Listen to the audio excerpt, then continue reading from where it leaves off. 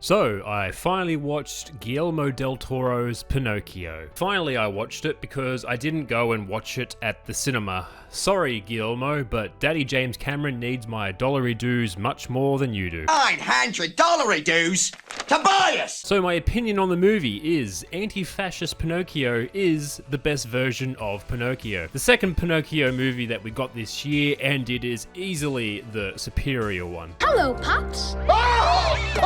One of the biggest changes in this version is the change in the time period. Instead of the 1800s, it takes place in the 1900s. More specifically, 1930s fascist Italy under the rule of one Benito Mussolini. And I did enjoy the change in the time period and the theme of the movie. I think this may be my favorite version of Pinocchio. And in typical Guillermo del Toro fashion, there are lots of cool monsters and mythical beings that are spread out throughout the movie, which all have very interesting designs, which is what you would expect from a Guillermo del Toro movie. Now, I enjoy the animation style, but it does take a bit of getting used to because we don't get animation like this these days. It's been a long time since I've seen something like this, but once you get used to it, you are fully invested. And you know the movie must be good when Cate Blanchett accepts a role with barely any dialogue and just makes cat noises. And I was surprised too when I first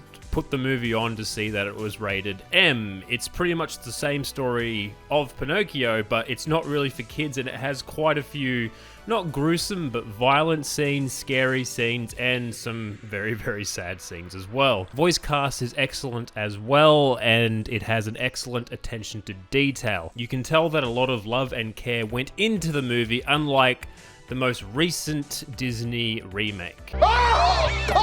And this one is the far superior version of Pinocchio compared to the other one that came out this year. This one had direction and a lot of passion and love behind it, whereas the other Pinocchio movie is just an empty husk just trying to get as much money as possible. It did have a very limited theatrical run, but now you can see it on Netflix. Definitely a good watch if you want to get depressed at how we're all going to die one day, except for Pinocchio, who will outlive us all. Thank you for watching. As always, more videos to come, and thank you for listening to me ramble on about a movie for a few minutes. I do appreciate it. Have a good one.